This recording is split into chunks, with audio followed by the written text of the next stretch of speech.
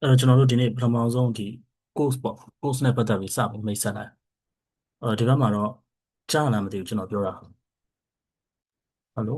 ကြားရကြားကြားဟုတ်ပါတယ်ကြားရတယ်ရှင်ဟုတ်ကဲ့ကြားပါတယ်ဆရာဒီဘက်မှာတော့ဒါဟိုဟာလေးပေါ့ဟိုဟာနဲ့ရောတင်တာ Python နဲ့ရောတင်နှုတ်လောက်ထားတာဆိုတော့ဘာဖြစ်မလဲဆိုတော့အဲ့တော့ကျွန်တော်ဒီမှာပထမဆုံးပထမဆုံးကျွန်တော်တို့ဒီ front end ဆိုပြီးတော့ကျွန်တော်တို့စမိတ်ဆက်ခဲ့တာပေါ့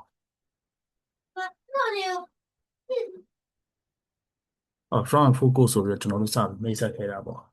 ့အဲ့ထဲမှာကျွန်တော်တို့ဘာပါမလဲဆိုလို့ရှိရင်အာ HTML နဲ့ CSS ပါပြီးတော့ကျွန်တော်တို့ဟာပေါ့ပြီးတော့ကျွန်တော်တို့ဒီအဓိက main type တွေကျွန်တော်ရင်စပြောလိုက်HTML CSS ပါလိမ့်မယ် JavaScript ပါလိမ့်မယ်ပြီးသွားလို့ရှိရင်ကျွန်တော်တို့TypeScript ပါလိမ့်မယ်ပြီးသွားလို့ရှိရင်ကျွန်တော်တို့ဘာပြောမလဲဆိုတော့ကျွန်တော်တော့ဗာစဉ်းစားထားတယ်ဆိုတော့ဆိုတော့ကျွန်တော် Angular ကိုအရင်သွားကျင်တယ်ပေါ့ဆိုတော့ Angular framework ပေါ့Angular framework သွားကျင်တယ်ပြီးတော့မှကျွန်တော်တို့ဘယ်ဘက်ကိုသွားကျင်လဲဆိုတော့ဒီ React ပေါ့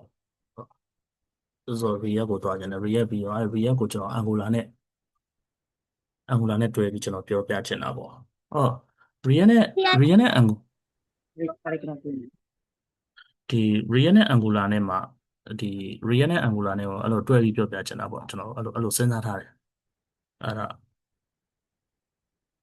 အဲ့တော့အဲ့ဒီမှာဒီအဓိကအဓိကဘာပြောချင်တာလဲဆိုတော့ဒီ React နဲ့ Angular နဲ့ကိုဘာလို့တွဲပြီးပြောချင်တာလဲဆိုတော့ဟိုမှာကျွန်တော်တို့ကဒီ Angular framework ကိုကျွန်တော်က project ရေးတယ်ရေးလဲရေးပြီးတော့ဒီမှာအဲရေးလဲရေးပြီးတော့ဒါ Angular နဲ့ကျွန်တော်တို့ဒီဘက်မှာ project တွေရေးသွားတယ်ပေါ့ရေးလဲရေးသွားပြီးသွားတဲ့ခါကျတော့ကျွန်တော်ဗာစဉ်းစားလဲဆိုတော့ React ကိုကျွန်တော်တို့ကပြန်တင် Angular ကိုတင်ပြီးတော့ React ကိုတင်တဲ့ချိန်မှာ compare ဖြစ်သွားတယ်ကျွန်တော်ပြောပြချင်တာဘယ်လိုလေးပြောပြချင်တာဆိုတော့ Angular မှာတွေ့လာဒီလိုရေးတယ်React မှာ Angular မှာတော့ဒီလိုရေးခဲ့တယ်ဒါ React မှာကျွန်တော်ဒီလိုရေးခဲ့တယ်ပေါ့ကျွန်တော်အဲ့လိုမျိုးလေးကျွန်တော်တို့ကအဲ့လိုမျိုးလေးပြောပြဖို့အတွက်ကျွန်တော်တွေးထားတာပြီးတော့မှပြီးတော့မှကျွန်တော်ပြီးတော့မှကျွန်တော်ဘယ်ဘိုင်းကိုကျွန်တော်ဆက်သွားမလဲဆိုလို့ရှိရင်ဆိုတော့ဒီဘက်ထဲမှာကျွန်တော်တို့ဒီဥစားပေါ့ React Native ဆို React Native ဘိုင်းကိုဆက်သွားတယ်အဲ့တော့ဘာကြောင့်မလို့ဒီ React ကိုနောက်ဆုံးမှထားခဲ့ရတာလဲ React နဲ့ React Native ကိုနောက်ဆုံးမှထားခဲ့ရတယ် React ဒီဟိုဗျဒီထဲမှာတချို့လူတွေကြောင့်လဲဟိုဝင် join တချို့ join တဲ့လူတွေထဲမှာ intern အတွက်ကျွန်တော်တို့ဒီ join တာရှိတယ်ဆိုတော့ကျွန်တော်တို့ intern ဆင်းဖို့အတွက်ဆိုပြီးတော့သူတို့လုပ်ပြီး join တဲ့လူတွေရှိတယ်တချို့တွေကြောင့်လဲ intern အတွက်မဟုတ် intern အတွက်မဟုတ်ပဲလုပ်ငန်းဝင်ဖို့အတွက်ဆိုပြီးတော့ join တဲ့လူတွေရှိတယ်လုပ်ငန်းဝင်ဖို့အတွက် join တဲ့လူတွေကတော့တိတ်ပြဿနာမရှိဘူးတော့ course ကိုပြီးအောင်သူတို့ကတော့တက်သွားကြမှာပဲ intern အတွက် join တဲ့လူတွေကြတော့အချိန်ကန့်သက်ရှိတယ်ကျွန်တော်အဲ့လိုစဉ်းစားမိတာပေါ့အချိန်ကန့်သက်ရှိတဲ့ခါကျတော့ဟိုမှာ3လ4လပေါ့ကျွန်တော် course ကိုကျွန်တော်9လယူမယ်လို့ကျွန်တော်ပြောခဲ့တာပေါ့ပြောခဲ့တာဒီကျွန်တော်တို့ကဒီ3လ4လလောက်အတွင်းမှာတစ်ခုခုရောက်သွားဖို့လိုတယ်တစ်ခုခုရောက်သွားဖို့လိုတယ်ဆိုတော့ကျွန်တော်ဒီ Python ကျွန်တော်နဲ့ဒီထဲမှာသင်ခဲ့တဲ့လူတွေဆို Python သင်ခဲ့ဘူးတဲ့လူတွေရှိတယ်အဲ့လူတွေအနေနဲ့ဆိုလို့ရှိရင်သူတို့သိတယ်ကျွန်တော်စာသင်လို့ရှိရင်စိတ်မီလည်းပြဆွဲပြီးသင်တာအေးအေးဆေးဆေးကြောက်သင်တာအဲ့ဆိုဟိုဟိုလေအဲ့တော့ဒီမှာတော့အဲ့လိုအေးအေးဆေးဆေးနဲ့အချိန်လေးဆွဲပြီးတော့ကျွန်တော်သင်မှာမဟုတ်ဘူးကျွန်တော်နည်းနည်းလေးတွန်းပြီးတော့သင်သွားမယ်တွန်းပြီးသင်သွားမယ်ဆိုပေမဲ့လည်းပေါ့ပြပြတော့မပြောဘူးတတိချာချာပေါ့တတိချာချာနားမလည်နိုင်တော့တဲ့နေရာတွေကြားလို့ရှိရင်ကျွန်တော်တတိချာချာရှင်းပြပြီးတေချာပြောသွားမယ်အဲ့တော့တကယ်လို့ဒီ course မှာဘာလို့ဒီလောက်အများကြီးသင်ရတာလဲပေါ့ဘာလို့ဒီလောက်အများကြီးသင်ရတာလဲဆိုတော့လေတကယ်တော့ကျွန်တော်လည်းကျွန်တော်ကိုကျွန်တော် recap ပြန်လုပ်ချင်တာဆိုကျွန်တော်တို့ဒီလောက်ခဲ့တဲ့ဥစ္စာတွေအားလုံးကျွန်တော်ကိုကျွန်တော် recap ပြန်လုပ်ချင်တာ recap ပြန်လုပ်ရင်လည်းကျွန်တော်စာပြန်သင်ချင်တာအဲ့တော့ကျွန်တော်တင်တဲ့ဖွင့်စားမယ်ဆိုလည်းကျွန်တော်ဒီလောက်အများကြီးကျွန်တော်မသိဘူးပြီးသွားလို့ရှိရင်ဟိုပြီးသွားလို့ရှိရင်ဒီ course ပြီးသွားလို့ရှိရင်ဒီ high euro မျိုးထပ်ဖွင့်ဖို့လည်းကျွန်တော်ရည်ရွယ်ချက်မရှိဘူးတချို့တွေကလည်းတစ်ဝက်လောက်တစ်ဝက်ဒီထက်မှရှိတယ်သုံးပုံနှစ်ပုံလောက်ကကျွန်တော်နဲ့ဒီ Python မှာတွေ့ခဲ့တဲ့တကယ် Python မှာတွေ့ခဲ့တဲ့လူတွေပေါ့ equal တွေပေါ့ကျန်တဲ့သုံးပုံတစ်ပုံလောက်ကတော့အပြည့် Facebook မှာကြော်ညာပြီးတော့အချင်းချင်းလက်တို့ပြီးလာအကြလူတွေပေါ့အချင်းချင်းလက်တို့ပြီးတဲ့အဲ့လို Facebook မှာကြော်ညာတွေ့ပြီးတော့အချင်းချင်းလာအကြလူတွေကျတော့တိတ်မသိကျွန်တော်တိတ်မသိကြအောင်မသိရတဲ့အတွက်ကျွန်တော်ကရှင်းပြတာဒီလိုမျိုးဆိုတဲ့အကြောင်းကျွန်တော်ရှင်းပြပေးတာပေါ့အဲ့တော့ဒါ HTML CSS ကတော့လူတိုင်းသိရကွာ HTML CSS ကတော့ဒီ HTML ဘယ်လိုလုပ်တယ် CSS ကဘယ်လိုလုပ်တယ်ဆိုလူတိုင်းသိအဲ့တော့ JavaScript ကလည်းလူတိုင်းသိရဒါ JavaScript သင်တယ်လို့အပြင်မှာကျွန်တော်စီတင်တဲ့လာမတက်လဲကျွန်တော်စီတင်တဲ့လာမတက်လဲအပြင်မှာ YouTube ကြည့်ပြီးတော့လုပ်လို့အများကြီးလုပ်လို့ရတယ်အစောလုပ်ပဲ TypeScript တို့ Angular တို့ React တို့ React Native တို့အကုန်လုံးတူတူပါပဲအပြင်မှာ course တစ်ခုအနေနဲ့ YouTube သွားကြည့်လိုက်လို့ရှိရင်အကုန်လုံးပေါ်တာဘာကြောင့်ကျွန်တော်သင်တန်းအနေနဲ့ဖွင့်သင်တာလဲဘာကြောင့်သင်တန်းအနေနဲ့ဖွင့်သင်တာလဲဆိုတော့ကျွန်တော် HTML CSS ကြီးပဲကျွန်တော်သင်နေတာမဟုတ် JavaScript ကြီးပဲကျွန်တော်သင်နေတာမဟုတ် type substrate ကြီးပဲကျွန်တော်သင်ချင်တာမဟုတ် Angular ကြီးပဲသင်ချင်တာမဟုတ်ဘာကြောင့်အဲ့လိုမျိုးသင်ချင်တာလဲဆိုတော့ဒီကျွန်တော်တို့ရေးခဲ့တဲ့ကျွန်တော်ဒီ ID ထဲမှာကျွန်တော်နေရ73နှစ်ရှိသွားတယ်အဲ့တော့ဒီ73နှစ်တာကာလအတွင်းမှာကျွန်တော်တို့ရေးခဲ့တဲ့ project တွေကျွန်တော်တို့ရေးခဲ့တဲ့ project တွေအများကြီးရေးခဲ့တယ်ဒီ front end နဲ့ပတ်သက်ပြီးတော့ဖြစ်ဖြစ် back end နဲ့ပတ်သက်ပြီးတော့ဖြစ်ဖြစ်အများကြီးရေးခဲ့တယ်ပြီးတော့ကျွန်တော် language တော်တော်များများနဲ့ language 3-4ခုလောက်နဲ့ရေးခဲ့ပူတယ်လက်ရှိဒီနာမည်ကြီးနေတဲ့ language 3-4ခုလောက်နဲ့ရေးခဲ့ပူတယ်ပေါ့အဲ့လို language လည်း3-4ခုလောက်နဲ့ရေးခဲ့ပူတယ်ဆိုတော့အဲ့ဒီ project တွေလည်းအများကြီးရေးခဲ့ပူတယ်အဲ့တော့ကျွန်တော်တို့ဒီဟိုပါပေါ့ကောင်းတဲ့ project တွေရောမကောင်းတဲ့ project တွေရောကျွန်တော်တို့ဒါအဲ့တော့ကျွန်တော်ရေးကြရတာပဲပေါ့အဲ့တော့လုပ်ငန်းခွင်ပေါ့အပြင်လုံးလုပ်တဲ့ဥစ္စာတွေရောပေါ့အဲ့လိုမျိုး project တွေအများကြီးရေးခဲ့ပူတယ်အဲ့လိုရေးခဲ့ပူတဲ့အတွေ့အကြုံဘယ်အဲ့ project တွေရေးတဲ့အချိန်မှာဘာတွေပြဿနာဖြစ်ခဲ့လဲဘာပြဿနာတွေဖြစ်ခဲ့လဲအဲ့ဆိုဘယ်လိုဖြစ်ခဲ့တယ်ဆိုတဲ့အတွေ့အကြုံကိုကျွန်တော်ပြောပြချင်တာဒါ course တစ်ခုကြီးပဲတည်တတ်မဟုတ်ဘူးပေါ့နောက်တစ်ခုကကြတော့ဒီကျွန်တော်တို့ဒီကျွန်တော်ကဆိုကျွန်တော်ကိုကျွန်တော်မိတ်ဆက်ပေးမယ်ကျွန်တော်ကလက်ရှိ MEB ဘဏ်ရဲ့ MEB ဘဏ်မှာကျွန်တော် senior software engineering ပေါ့ senior full stack developer အနေနဲ့ကျွန်တော်လုပ်နေတာအဲအဲ့တော့ကျွန်တော်တို့ဒီဘဏ်မှာတော့ကိုယ်ပိုင်ကင်းရဲ့ iBanking ရဲ့ဆိုပြီးနှစ်မျိုးရှိတယ်ကျွန်တော်ကလက်ရှိ iBanking ရဲ့ team leader ပေါ့ iBanking ရဲ့ team leader အနေနဲ့ကျွန်တော်တာဝန်ယူပြီးလုပ်နေတယ်iBanking မှာကျတော့ကျွန်တော်တို့ဒီဟိုစားပေါ့ဒီကျွန်တော်တို့ဒီ app ဒီပေါ့ဒီ mobile လို့ပြောမယ်ဒီ MEB ရဲ့ဒီ mobile application ကိုတာဝန်ယူပြီးရေးရတာပေါ့ MEB ရဲ့ mobile application ကိုတာဝန်ယူပြီးရေးတဲ့ခါကျတော့အဲအဲ့ဒီမှာအဲ့တော့သူကကျွန်တော်တို့ကဒီ software level မှာကွာကျွန်တော်တို့နှစ်မျိုးနှစ်စားရှိတယ်ဒီကျွန်တော်တို့ဒီ software industry ရဲ့ဝင်မယ်ဆိုလို့ရှိရင်ပေါ့နှစ်မျိုးနှစ်စားရှိတယ်ပထမတစ်မျိုးကကျွန်တော် software house ရှိတယ်နောက်ဒုတိယတစ်မျိုးကကျွန်တော်ဒီ enterprise level ပေါ့ enterprise level သူဒီအပြင်မှာတော့ကျွန်တော်တို့ဘာခေါ်လဲဆိုတော့ corporate level လို့ခေါ်တာပေါ့နော်local company လေးနဲ့ corporate လို့ company အသေးလေးတွေကွာ company အသေးလေးတွေနဲ့ကျွန်တော်တို့ဘာခေါ်လဲဆိုတော့ဒီ corporate level ပေါ့ corporate level တွေကိုကျွန်တော်တို့ဒီခေါ်တယ်ပေါ့ကျွန်တော်တို့ဒီဘက်မှာတော့နှစ်မျိုးခေါ်တာပေါ့ခုနပြောခဲ့သလိုပဲ software house နဲ့ကျွန်တော်တို့ဒီ enterprise level ပေါ့အဲ့တော့ software house မှာကျတော့ဒီ developer ဆရာကြီးပဲဆိုတော့ developer ရဲ့အတော်ရကအရင်ကြည့်ရ software house မှာ enterprise level မှာကျတော့developer ဘာကောင်းမှမဟုတ်ဘူးဆိုတော့အဲပြောချင်တာကဆိုတော့အဲ့တော့role တစ်ခုနေရာမှာပဲရှိနေတယ်ပေါ့ကွာ software house တွေတော့ကျွန်တော်တို့ဒီ power ကြီးထွားမှုမရှိဘူးပေါ့အဲ့တော့ကျွန်တော်တို့ကအဲ့ဒီ software house မှာလည်းကျွန်တော်တို့ဒီ software house မှာလည်းကျွန်တော်တို့ဖြတ်တန်းလာခဲ့ဘူးတယ်ကျင်လည်လာခဲ့ဘူးတယ်လက်ရှိ enterprise level မှာလည်းဖြတ်တန်းလာခဲ့ဘူးတယ်ကျင်လည်လာခဲ့ဘူးတယ်အဲ့တော့ project တွေကျွန်တော်တို့ရေးခဲ့ရအဲ့ဆိုကျွန်တော်တို့ခြေလှမ်းတစ်ကနေကျွန်တော်တို့စပြီးတော့ကျွန်တော်တို့ရေးခဲ့ရအဲ့တော့ developer အငယ်တွေအနေနဲ့ခုမှစလုပ်မဲ့ developer တွေအနေနဲ့ဘယ်နေရာမှာခက်နိုင်တယ်ဘယ်နေရာမှာလွယ်နိုင်တယ်ဆိုတော့ကျွန်တော်တို့သိတော့ဒီနေ့အမြင်ကျွန်တော်သိရပေါ့ developer ငယ်တွေဘယ်နေရာမှာခက်ပြီးဘယ်နေရာမှာလွယ်နိုင်တယ်ကျွန်တော်အဲ့နေရာတွေကြာလို့ရှိရင်ကျွန်တော်သိချ hints ပေးမယ်ဒီနေရာတွေကအသုံးများပါတယ်ဒီနေရာတွေကခက်ပါတယ်ဆိုတဲ့ဥစ္စာကိုကျွန်တော်တည်တည်ချာချာပြောပြအဲ့ဆိုတော့ဒါကျွန်တော်တို့နောက်တစ်ခုကကြတော့ကျွန်တော်ဗာပြောချင်တာလဲဆိုတော့ကျွန်တော်ဒီ project ရေးရပါခုနပြောတော့ပေါ့ကျွန်တော်ဒီကျွန်တော်တို့ဒီ MAB ကိုရောက်နေတဲ့အချိန်မှာကျွန်တော် project ရေးရရေးတော့ iBanking တစ်ခုလုံးကိုကျွန်တော်ရေးရတာမဟုတ်တစ်ခုလုံးကိုကျွန်တော်တို့ရောက်မှစပြီးတော့ဒီ team ကတော့ဒီ iBanking ရဲ့ team ကတော့အရင်တော့ကျွန်တော်တို့မရောက်ခင်တော့မရှိဘူးကျွန်တော်တို့ရောက်တော့မှကျွန်တော်စပြီး inform လုပ်တာကျွန်တော်ဒီ team မှာရှိတဲ့ဒီ developer တွေကျွန်တော်ခေါ်လာတာပေါ့ခေါ်လာပြီးတော့ကျွန်တော်အဲ့လို inform လုပ်တာဒါပေမဲ့ project ကတော့အရင်တော့လည်းရှိနေပြီသားအဲ့ project ကဘယ်ကရေးတာလဲဆိုတော့ကျွန်တော်တို့ဒီဟိုပါပေါ့အာဒီဟိုစား Oracle ကနေရေးတာ Oracle ကနေရေးတဲ့ project ပေါ့အဲ့တော့အခုဒီနောက်ဆုံးဒီ project နောက်ဆုံးဒီ project ကျွန်တော်တို့ရေးတဲ့အချိန်မှာကျွန်တော်ဗာပြောချင်တာလဲဆိုတော့ဒီအဲ့ Oracle ကရေးထားတဲ့ project structure အတိုင်းပဲကျွန်တော်တို့ဒီ Angular တို့ React တို့ သုံးပြီးတော့ Oracle ကနေရေးထားတယ် Oracle မှာရေးခဲ့တဲ့ project structure အတိုင်းပေါ့ front structure အတိုင်းကိုကျွန်တော်တေချာလေးရှင်းပြချင်တာအဲ့ဒီမှာသူကတော်တော်များများဒီ system design လို့ပါလို့ဆိုကြားဘူးလိမ့်မယ် system design လို့ပြောလိုက်လို့ရှိရင်သူက backend လို့ပဲပြေးမြင်ကြတယ် system design ဆိုဥပမာကျွန်တော်တို့ဒီ monolithic တို့ပြီးသွားလို့ရှိရင်ကျွန်တော် microservice တို့ပါတော့ပေါ့ clean code တို့ပါတော့ပေါ့အဲ့ system design တွေပေါ့အဲ့ system design လို့ပြောလိုက်လို့ရှိရင်သူကဒီ backend ကိုပဲသူကပြေးမြင်ကြတာပေါ့နော် design architect နဲ့ပတ်သက်ပြီးတော့အဲ့မဲ့တကယ် front end မှာလည်းအဲ့ system design ရှိတယ် front architect design တွေရှိတယ်ဒါတွေနဲ့ပတ်သက်ပြီးတော့ဒီအပြင်မှာတော့ရှိကြတယ်စာအုပ်တွေလည်းထွက်ကြတယ်ပေါ့ဒါပေမဲ့လူတွေတော်တော်များများသိအရေးမထားဘူးကျွန်တော်တို့နိုင်ငံနည်းနည်းပြောင်းပြန်ဖြစ်တယ်ပြောင်းပြန်ဖြစ်နေဆိုတာဘယ်လိုပုံစံမျိုးလဲဆိုတော့ကျွန်တော်တို့ဒီ front end နဲ့ back end နဲ့မှာ back end front ကစာသင်နှုန်းလွယ်တယ်သူ front end ရဲ့ပြဿနာစာသင်နှုန်းလွယ်တယ်ဒါပေမဲ့ project ကြီးခက်တယ်သူ back end ရဲ့ပြဿနာကကြတော့စာသင်နှုန်းခက်တယ် project ရေးလွယ်တယ်။ဘာကြောင့်အဲ့လိုဖြစ်လဲဆိုတော့သူ့ရဲ့ nature ပေါ့ course ကို approach လုပ်တဲ့အချိန်မှာကျွန်တော်တို့ဒီ front ကစလုပ်လို့ရှိရင် programming ကိုစလုပ်ရတာမဟုတ် HTML CSS ကိုစရေးရတာပြီးတော့ကျွန်တော်တို့ result ထွက်တယ်။ project ရေးလို့ရှိရင် result ထွက်တယ် HTML ခင်ဗျားတို့ဒီ project တစ်လုံးရေးလိုက်လို့ရှိရင်အဲ့တစ်လုံးစာအတွက် result ထွက်တယ်ဒါကိုပြောချင်တာ backend ကကြတော့ဒီ backend code ကျွန်တော်တို့ဒီအပြင် industry မှာအဲ့ဒီပြဿနာနဲ့ပတ်သက်ပြီးတော့ဒီအခုဒီထဲမှာဆိုလို့ရှိရင်ဒီကွန်ပျူတာတက္ကသိုလ်တို့နည်းပညာတက္ကသိုလ်တို့ကတက်နေတဲ့ကျောင်းသားတွေနဲ့လည်းနည်းနည်းအဲ့ conflict ဖြစ်တယ်အဲ့ပြဿနာဘယ်လို conflict ဖြစ်တယ်ဆိုတော့ကျွန်တော်ပြောပြမယ်ဒီတက္ကသိုလ် academic ဆိုတဲ့သဘောတရားကသူကဘာတင်တာလဲဆိုတော့တော်တော်များများခံစားကြတယ်ဗျာကျောင်းသားတော်တော်များခံစားချက်ရှိတယ်ငါတို့ကဒီ academic ကို5 နှစ်တက်တာပေါ့တကယ် industry ထဲဝင်တဲ့အခါကျတော့အဆင်သင့်လည်းမဖြစ်ကြဘူးပေါ့နော်ဒီလိုပုံစံမျိုးခံစားအဲအဲ့တော့အပြင်မှာတင်တန်းနေရှိတယ်5 6 လတက်ပြီးတော့လူတွေကြတော့ဒီလုပ်ငန်းတွေလည်းဝင်ရောလုပ်ငန်းခွင်လည်းဝင်ရော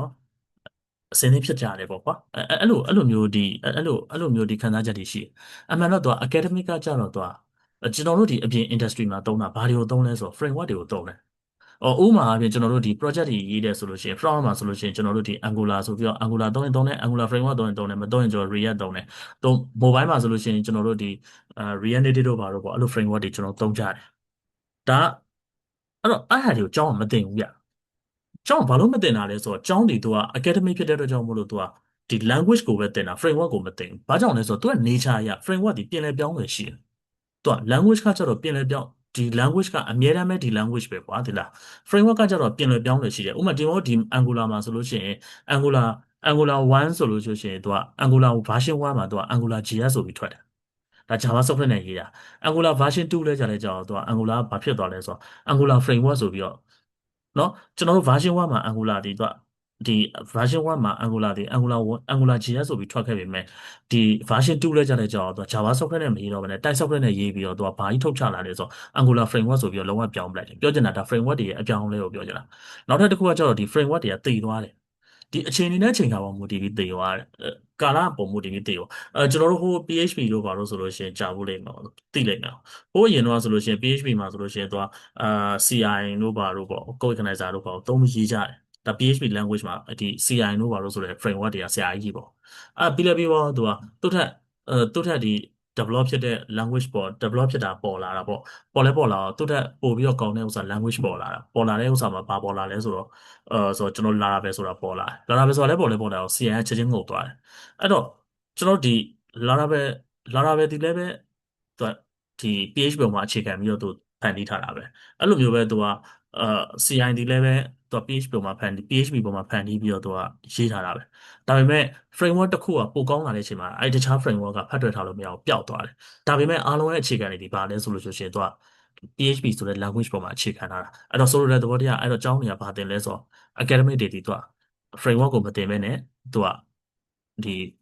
language ကိုသူကတင်ရတာပေါ့ဒါမတင်လို့မရဘူးဒါ academic တွေရဲ့ဒါ flow ပေါ့ဒါကြောင့် academic လို့ပဲခေါ်တာပေါ့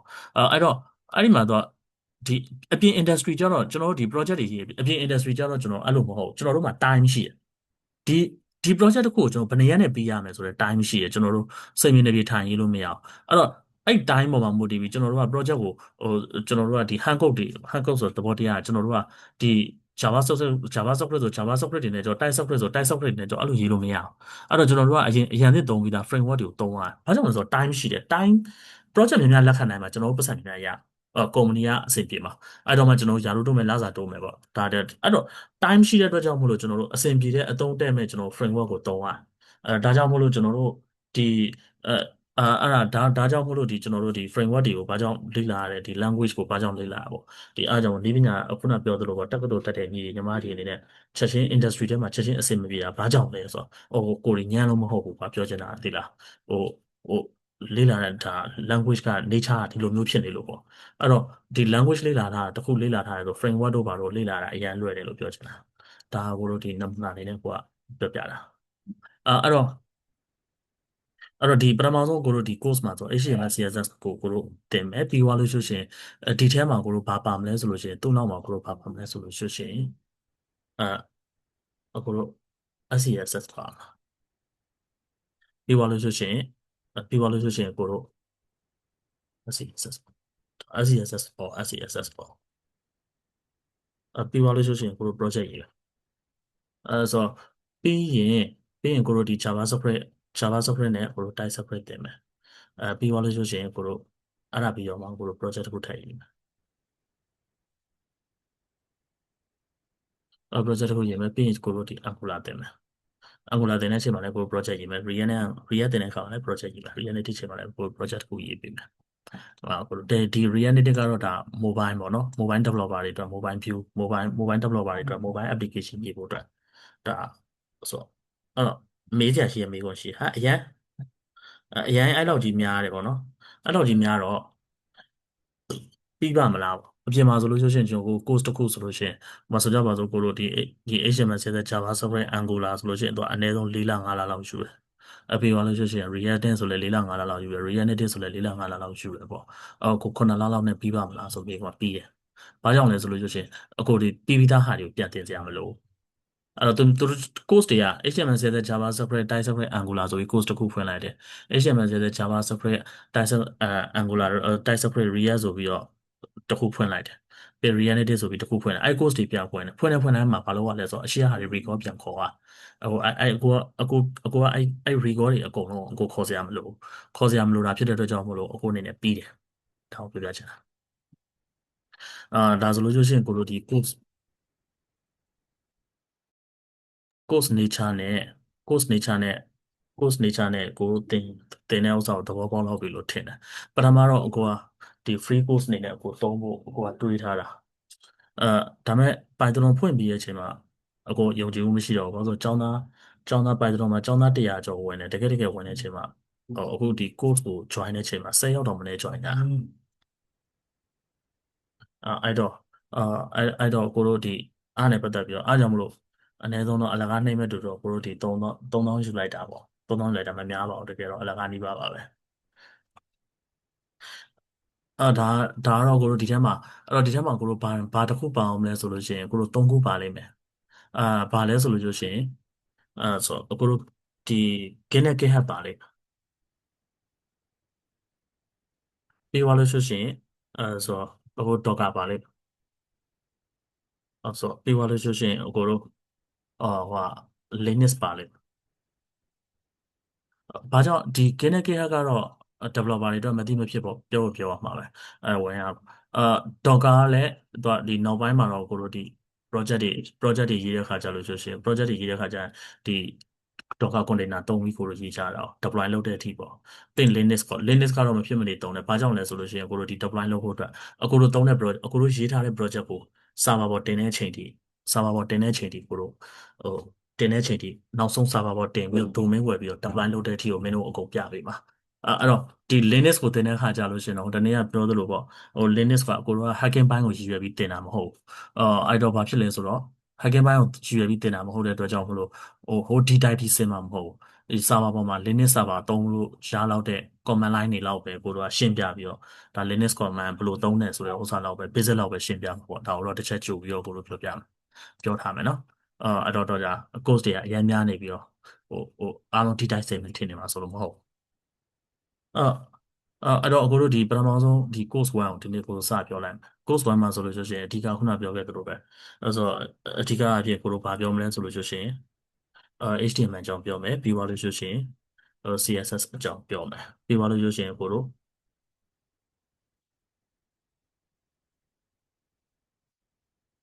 responsive အကြောင်းပြောမယ်ပြီးသွားရင် project တူရေးကြမယ်ပြီးသွားပြီဆိုလို့ရှိရင်ကိုတို့ဒီလိုမျိုးဒီဒါဒါ HTML မှာကိုတို့ဆိုတော့ဒီပထမဆုံး first code မှာကိုတို့ဒီ title 5ခုကြောင်းကိုတို့ပြောကြမယ်HTML ကတော့ HTML နဲ့ CSS ကတော့မိတ်ဆက်ထူးပြီးတော့မှမိတ်ဆက်ပေးမယ်ဒါမဖြစ်မနေသိရမယ့်ကိစ္စတွေပေါ့ပြီးတော့လို့ရှိရင်ကိုတို့ဒီ responsive အကြောင်းပေါ့ responsive အကြောင်းလည်းမဖြစ်မနေသိရမယ့်ကိစ္စပေါ့ပြီးရင်ကိုတို့ဒါတွေအကြောင်းအားလုံးပြီးသွားရင်ကိုတို့ project တူတူရေးမယ် project ရေးအခုအနေနဲ့ရှေ့ကနေ project ရေးပြမယ်ပြီးသွားလို့ရှိရင်မင်းတို့ကနောက်ကနေ project လိုက်ရေးမင်းတို့ရဲ့ project တွေမင်းတို့လိုက်ရေးလို့ရတယ်နောက်ကနေကိုယ့် project ရေးပြီးသွားလို့ရှိရင်project တွေရေးပြီးသွားတဲ့အချိန်ကျရင်အနည်းဆုံးတော့မင်းတို့ထဲမှာပေါ့ project တစ်ခုလက်ဝယ်ပိုင်သွားလိမ့်မယ်အဲဆိုမင်းတို့ထဲမှာမင်းတို့ရဲ့ငါကိုယ်တိုင်ရေးထားတဲ့ project တစ်ခုအနည်းဆုံးလက်ဝယ်ပိုင်သွားလိမ့်မယ်အဲ့ဒီချိန်ကျရင်ဘာဖြစ်သွားလဲဆိုလို့ရှိရင်ပြောချင်တာကုတ်ရေးဘူးသွားပြီလို့ပြောချင်တာလူတော့တိုးသွားပြီပေါ့အဲ့ဒီချိန်ကျလို့ရှိရင်ကိုတို့ဒီ design မှာရှိတဲ့ principle တွေအကြောင်းမင်းတို့နဲ့ကိုယ်နဲ့စကားထိုင်ပြောလို့ရတယ် coffee တောက်တယ်လို့စကားအေးစိတ်ထိုင်ပြောပြီးတော့ ဒီဒါဘာကြောင့်မလို့မလှတာသူဘာကြောင့်မလို့လှတာသူ့ user ဘယ်လိုငါတို့ကဘယ်လို user လိုက်တယ်ဆိုတော့ဥစ္စာတွေပေါ့သူ့ color ကဘယ်လိုငါတို့က color ဘယ်လို user လိုက်တယ်ဆိုတဲ့အကြောင်းကိုထိုင်ပြောလို့ရတယ်ပေါ့ဆိုတော့ဒီမှာပေါ့ဒီထဲကိုဒီ site ရှိတယ်ဒီ site ကဒီ site ကိုပြီးရင်ကိုပို့ပေးလိုက်မယ်ဒီ site ကကြတော့အပြင်အပေါ်မှာဟိုရေးထားသူကလှတယ်ဗျအဲ့ဆိုအကိုရေးပြမယ်အကိုခုနပြောတဲ့ဒီ web design ဒီ project ပေါ့ဒီ project မှာရေးပြမယ် site ဒီ site ဒီတိုင်းရေးပြမှာပဲဟုတ်လားအကုန်လုံးပါတယ်အဲ့ဒီ site ထဲမှာအာအဲ့ဒီ site ကဒါမူလ original site ပေါ့မူလ original site ကတော့$39တဲ့ဒီ project ကိုကိုလိုရေးပြမှာပေါ့အခုရှေ့ကနေရေးပြသွားမယ်ရေးပြအောင်ဆိုတော့ဒီ$39တော့မင်းတို့ပေးထားတဲ့ပတ်စံနဲ့တန်တယ်အဲ့ဆိုအဲ့တော့အခုလိုမျိုးလိုက်ရေးပြီးတော့ဒီအခုလိုမျိုးလိုက်ရေးပြီးတော့မင်းတို့ကိုယ့်အကိုထပ်ပြီးတော့ project ရှာကျင်တယ်ဆိုလို့ရှိရင်အကောဒီ site ကိုသဘောကျတယ်ဒီလားဒီ sarathim.com ဆိုတဲ့ site ကလေးကိုသဘောကျတယ်အဲ့ထဲမှာအောက်ကိုဆင်းလိုက်လို့ရှိရင်ဒီမှာတော့ project တွေအများကြီးပဲရှိတယ်အဲ့ project တွေကမင်းတို့သဘောကျနိုင်တဲ့မင်းတို့ကြိုက်တဲ့ project ကိုရွေးပြီးတော့အခုတွေကသွားကြည့်ပြီးတော့ရွေးထားလို့ရတယ် okay ဒီ level ရောက်ပြီဆိုလို့ရှိရင်ဒီ level ပေါ့ဒီ level ရောက်ပြီဆိုလို့ရှိရင်ငါဘယ် project ကိုရေးမယ်ဆိုတာမင်းတို့စိတ်ကြိုက်သွားကြည့်ထားလိုက်လို့ရတယ်သွားကြည့်ပြီးတော့ဒီထဲမှာရွေးလို့ရတယ်ဒါကအကောကတော့ဒါ132ခုရှိရပေါ့ဒါ project ဆိုတော့132ခုရှိရတော်တော်လေးလှတယ်အားလုံးအဆင့်မြင့်ကြတယ်အဲဆိုအခုကြည့်ပြီးသွားတယ်အဲ့တော့ဒီ project မှာproject ဒါဘူး project နဲ့ပတ်သက်ပြီးတော့ဒါ project နဲ့ပတ်သက်ပြီးတော့ဒါပြောလိုက်တာပေါ့နော်အဲ့တော့အခုတို့ဒီစာလေးနည်းနည်းစတင်ရအောင်အဲ့ဆိုဟိုဒီထဲမှာကိုပြောခဲ့တယ်ဘာပြောခဲ့လဲဆိုလို့ရှိရင် HTML ရဲ့ CSS ကပေါ့အဓိကပြောခဲ့တာပြောခဲ့အဲ့တော့HTML HTML နဲ့ဒီ HTML နဲ့ CSS ကိုနှစ်ဖူးတူမထိခင်အခုတို့ဒီ web web developing ရဲ့ဒီဟိုပါပေါ့ web developing ရဲ့အခေါ်အဝေါ်တွေနဲ့သူတို့လုပ်တဲ့ကိုင်တဲ့ပုံစံလေးတွေကိုနည်းနည်းလေးမိတ်ဆက်ပေးမယ်အဓိကအပြင်မှာအလုပ်ခေါ်တယ်ဆိုလို့ရှိရင်သူတို့ရေးကြတယ်အာ front end လို့ရေးကြတယ်ပြီးသွားလို့ရှိရင်front end developer လို့ရေးကြတယ်ပေါ့ front end developer လို့ခေါ်ကြတယ် back end developer လို့ခေါ်ကြတယ်ပေါ့အဲ့ဒါကြီးအားလုံးလည်းပြီးတော့သူဘာခေါ်လဲဆိုတော့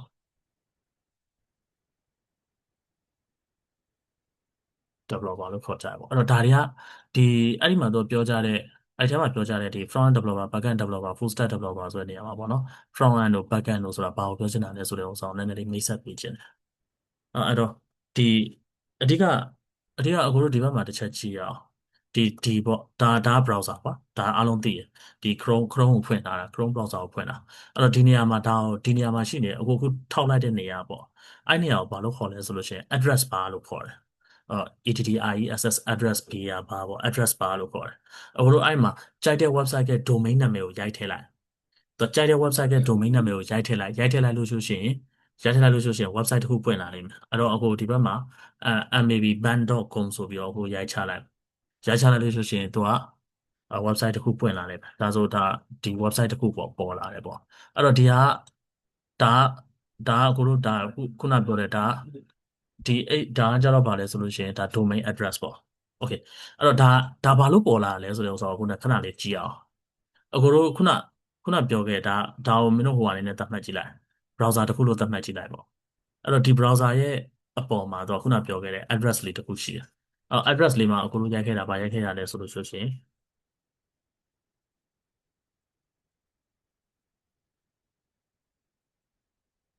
american.com ဆိုပြီးတော့ကိုတို့ရိုက်ချလိုက်တာအဲ့တော့ဒီဟာလေးကိုအဲ့တော့ဒါလေးဖြတ်နိုင်မယ်နော်မျက်လုံးနဲ့မြင်သွားလိမ့်အဲ့ဒါဆိုလို့ရှိရင်ဒီကောင် domain လို့ခေါ်တယ်ဒီ american.com ဆိုတာ domain လို့ခေါ်တယ်အဲ့တော့အကိုတို့ကဒီ browser မှာဒါကိုရိုက်ထည့်လိုက်တယ်ဆိုလို့ရှိရင်သူက browser ရဲ့ engine ဒီ browser မှာရှိတဲ့သူကဒီ browser မှာရှိတဲ့ browser engine ပေါ့နော်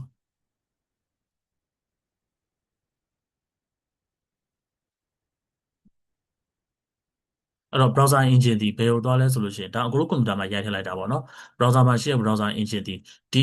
mabban.com ဆိုတဲ့ mabban.com ဆိုတဲ့ address နဲ့ချိတ်ထားတဲ့ server စီကိုသွားတယ်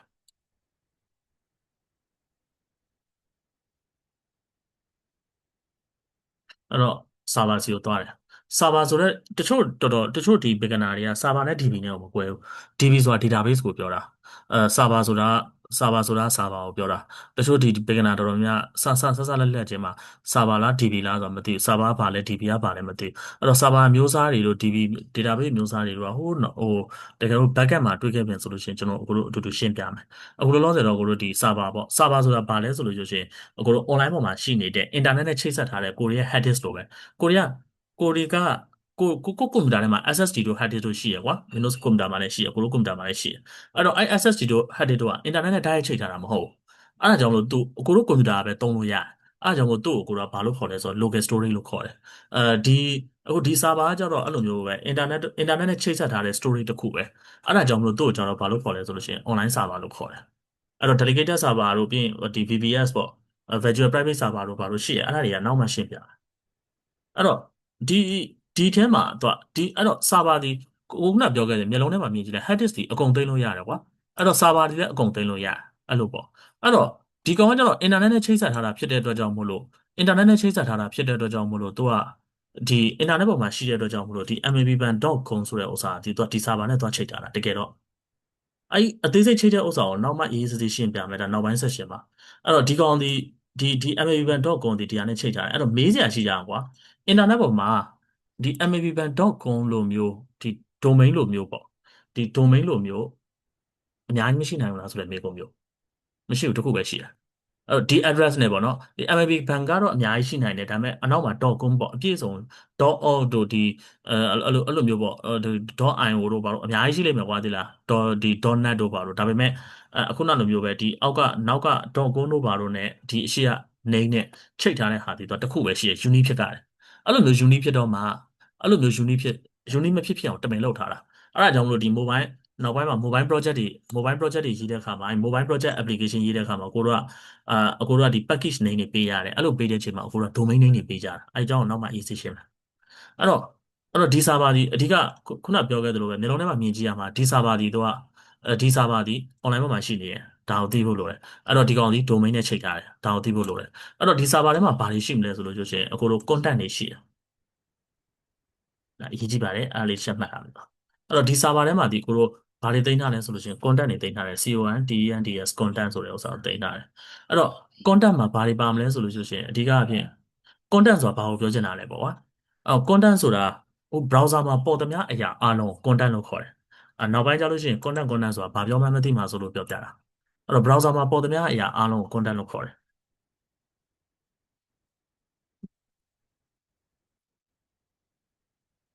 အဲ့တော့အဲ့ထဲမှာသူကအဲ့တော့အဓိကအာ sorry ပြန်ပြောမယ်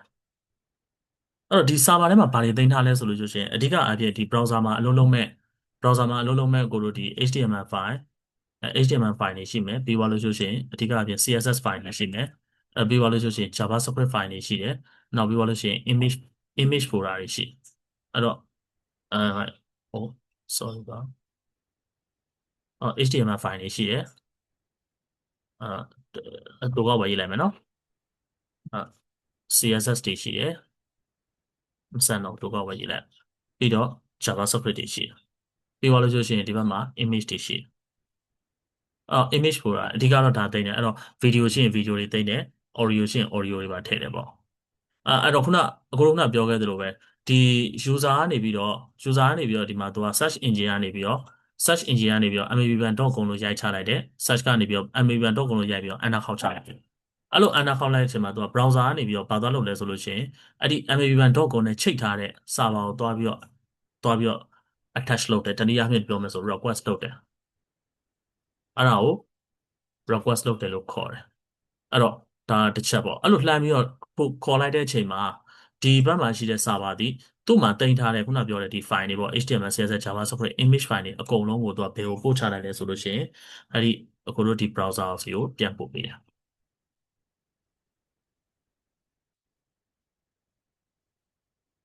အဒီကိုပြန်ပို့ပေးတယ်အဲ့တော့အဲ့ဒါကိုကိုတို့က response လုပ်တယ်လို့ခေါ်တယ်အဲ့တော့အဲ့ဒီဒီ process ဒီ process တစ်ခုကို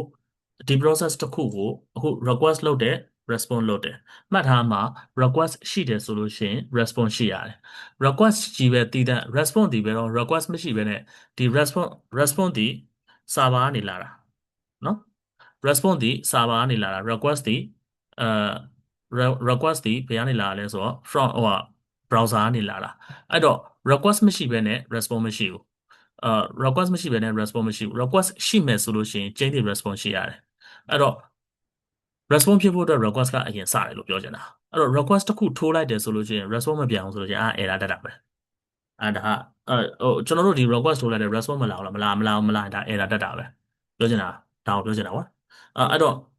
ဒီ HTML CSS JavaScript file တွေဒီကိုရောက်လာတယ်လို့ပြောချင်တာဒီ browser ကိုရောက်လာတယ်ဆိုတော့ browser ကိုရောက်လာပြီးတဲ့အချိန်မှာသူကအကိုတို့ဒီနေ့မြင်နေရတဲ့ဒီလိုမျိုးအပီယာဖြစ်သွားတယ်ပေါ့ဒီလိုမျိုးဒီတွင်ပြင်ကိုကိုတို့မြင်လိုက်ရတယ်အဲ့လိုမြင်ရတဲ့ဥစ္စာအဲ့ဒီဟာတွေမြင်ရဖို့အတွက်အခုပြောတဲ့ဒီ HTML CSS JavaScript image file တွေဒီ browser ပေါ်မှာအလုပ်လုပ်ရတယ်အဲ့ဒါကိုဘာလုပ်တယ်လို့ခေါ်လဲဆိုလို့ရှိရင် render ချတယ်လို့ခေါ်တယ် rendering လုပ်တယ်ဆိုတာဒါကိုပြောချင်တာပေါ့နော်အဲ့တော့တစ်ခါလေကြာလို့ရှိရင်သူက loading ကြာတာတွေရှိတယ်တစ်ခါကြာလို့ရှိရင်ခေါ်လိုက်လို့ရှိရင်ဒီမှာအဝိုင်းလေးတွေလဲနေ loading ကြာတယ်အဲ့ဒါဒီဘာလဲဆိုလို့ရှိရင်နံပါတ်1ဆိုတော့ internet ကြောင့်မို့လို့သူက response နောက်ကြာတာဒီကနေပြီးတော့ဒီ request လုပ်လိုက်တယ် request လုပ်ပြီးတော့ဒီဘက်ကိုပို့တဲ့အချိန်မှာဒီ image file တွေအများများနေတယ် internet ကလည်း line ကြာနေရဆိုလို့ရှိရင်ဒီဘက်ကိုလာတဲ့ response ကကြာသွားတယ်အဲ့ဟာတွေလည်း latency error တွေဆိုတာလည်းရှိတယ်အဲ့ဒါနောက်ပိုင်းကျရင် AC ရှင်းပြမယ်အဲ့တော့ဒီဘက်ကိုရောက်လာတဲ့ response ကြာတယ်ဒါကြောင့်မို့လို့ကိုတော့နံပါတ်1ချက်အဲ့လိုမျိုး image တွေအများများရတယ် animation တွေအများများတယ်ဆိုလို့ရှိရင်ပုံမှန် website တွေကပိုကြာတတ်တယ်အဲ့ဒီဟာတစ်ချက်ရှိရယ်နောက်ဒုတိယတစ်ချက်ကကြတော့သူကဒီဒီခုနပြောခဲ့တဲ့ဒီ backend တွေ response လာတာဒီသူက file လိုက်လာတာအဲ့ဒီ file လိုက်ကိုသူကအခုဒီလိုမျိုးဒီရုပ်ထွက်လေးတွေဖြစ်ဖို့အတွက်ဒီလိုရုပ်ထွက်လေးတွေဖြစ်ဖို့အတွက်အခုတို့ဘာလုပ်ရလဲဆိုလို့ရှိရင်ဒီပေါ်မှာ runner ချရတယ်အဲ့လို runner ချတယ် runner ready ဖြစ်ဖို့အတွက်အချိန်တစ်ခုလိုတယ်အဲ့ဒီဟာကြောင့်မို့လဲသူကနည်းနည်းကြာတတ်တယ်ပေါ့နော်။ဘာကြောင့်ကြာလဲဆိုတဲ့ဥစ္စာအဲ့တော့အဲ့ဒီဟာတွေနဲ့ပတ်သက်ပြီးတော့ကိုတို့က testing စစ်ရတယ် test case တွေဝင်ရတယ်ဒီ front မှာဒါဘယ်လို test case ဘယ်လိုလုပ်ရတယ်ဆိုတော့ test case တွေဝင်ရတယ်အဲ့ဒီဟာတွေကို project ရေးတဲ့အခါကျလို့ရှိရင်ငါတို့က internet ကြာရင်ဘာဖြစ်မလဲ internet 3G ဆိုလို့ရှိရင် 3G ဆိုလို့ရှိရင်ငါတို့ website ကဘယ်လောက်ကြာမလဲဆိုအဲ့လိုပေါ့ 4G ဆိုလို့ရှိရင်ငါတို့ website ကဘယ်လောက်ကြာမလဲဆိုတဲ့ဥစ္စာကို test case တွေကိုနောက်ပိုင်းရေးစီရှင်းပြတယ်ဒါဆိုလို့ရှိရင်ဒါဒီသဘောတရားပေါ့နော် request response ဆိုတဲ့သဘောတရားကိုသိသွားပြီလို့ထင်တယ်အဲ့ဒီမှာပြောချင်တာဒီပေးလိုက်တော့ file တွေကွာဒီမှာပေါ်လာတော့သူကဒီအဖေရတွေပေါ့နော်ဒါတွေအခုဒီမှာမြင်နေရတဲ့ဥစ္စာပေါ့အခုဒီမှာမြင်နေရတဲ့ဟာတွေဒါတွေအကုန်လုံးကိုသူကဘာလို့ခေါ်လဲဆိုတော့ဒီအပေါ်မှာမြင်နေရတဲ့သူ runner ချလိုက်ပြီးတဲ့နောက်ပိုင်းမှာမြင်နေရတဲ့အရာအလုံး content လို့ခေါ်တယ် CONTNTS content လို့ခေါ်တယ်နောက်ပိုင်းကျလို့ရှိရင် content တွေကြလို့ရှိရင်ဘာကိုပြောလိုက်မှမသိမှဆိုလို့အခုဒီမှာစပြီးမိတ်ဆက်လိုက်တာအဲ့တော့ content ဆိုတဲ့သဘောတရားမှာသူက content ဆိုအကုန်ပါတယ်ကွာသူကအကိုတို့မြင်သမျှစာတွေအကုန်လုံးကုန်ပါတယ်ပြီးသွားလို့ရှိရင် image တွေပါတယ်ပြီးသွားလို့ရှိရင် audio တွေပါတယ်ပြီးသွားလို့ရှိရင်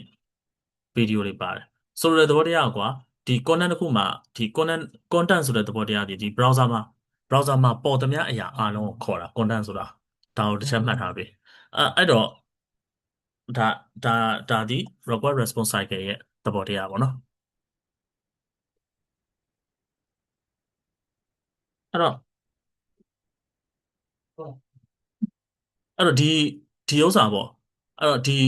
အကိုတို့အဲ့ဒီမှာတစ်ချက်သိရမှာဘာလဲဆိုလို့ရှိရင်နောက်ထပ်ဒီ terminology နှစ်ခုမှာ static ဆိုတာရှိတယ် dynamic ဆိုတာရှိတယ်အဲ့တော့ဒီဥစ္စာပေါ့ဒီအဲ့တော့ဒီဘက်မှာအခုဒီမှာပေါ့အခုဒီမှာပြလိုက်တဲ့အခုတို့ဒီ site ကလေးပေါ့ဒီ site ကလေးမှာဆိုလို့ရှိရင်ဘာ login မှမပါအောင်ဘာ login မှမပါအောင်အခုဒီမှာနှိပ်ထားတဲ့ button တွေအကုန်လုံးဒီသူကpage web page တွေကြီးပဲသူကြိုက်တာနှိပ်ဒီကိုသွား service ကိုသွား blog ကိုသွားမှာ page တွေလည်းရှိသေးတယ်content ကိုသွားအဲ့ဟာတွေအကုန်လုံးဒီသူက web page တွေကြီးပဲ web page တွေကြီးပဲဆိုတဲ့သဘောတရားကွာပြောချင်တာ content တွေကြီးပဲလို့ပြောချင်တာဟိုမှာတင်ထားတာဒီလားဟောသူကဒီဘက်မှာဒီ server မှာသူက file အနေနဲ့တင်ထားတာတင်ထားပြီးတော့သူကဘာပို့လဲဆိုတော့ဒီ browser request လုပ်လာလို့ရှိရင်သူကဒီဘက်ကိုပြန်ပို့လိုက်တယ်အဲ့ဒါဆိုအဲ့ဒီဟာကိုအဲ့လိုမျိုးပြန်ပို့လိုက်တာပေါ့နော်ဒါပဲအဲ့တော့သူ့ဘယ်ချိန်သွားကြည့်ကြည့်အခုနေကြည့်ရင်ဒါပဲအခုနေကြည့်လဲဒီ project ဒီ website ကဒါပဲနောက်တစ်ခေါက်သွားပြန်ကြည့်လဲဒီ browser ကမပြောင်းသူ့မှာပြောင်းစရာဘာမှမရှိဘူးကွာဒီလားပြောချင်တာသူပြောင်းစရာဘာမှမရှိဘူးအဲ့တော့နောက်တစ်နှစ်နေမှဝင်ကြည့်လဲဒီ site ကဒါပဲဘာမှပြောင်းစရာမရှိဘူး content အသေးလေးကြီးပဲ အဲ့တော့အဲ့ဒီကောင်လေးဒီတော့ဘာလုံးဝမရှိဘူးခုနပြောခဲ့သလိုပဲအကိုတို့ရေးတဲ့ဒီဒီ project တွေလေးတွေအကုန်လုံးဒီထဲကိုတွားထည့်ထားတယ်ထည့်ထားပြီးတော့သူကဒီကနေပြီးတော့သူက request လုပ်တဲ့အချိန်မှာဒီဘက်ကို response ပြန်ပေးလိုက်တယ်ပေါ့ဒါပဲဘာပြောင်းလဲမှုမှမရှိဘူးအဲ့လိုဟာမျိုးပေါ့အဲ့လိုဟာမျိုးကိုကိုတို့ကဘာလို့ခေါ်လဲဆိုလို့ရှိရင် static site လို့ခေါ်တယ်ဟုတ်နော်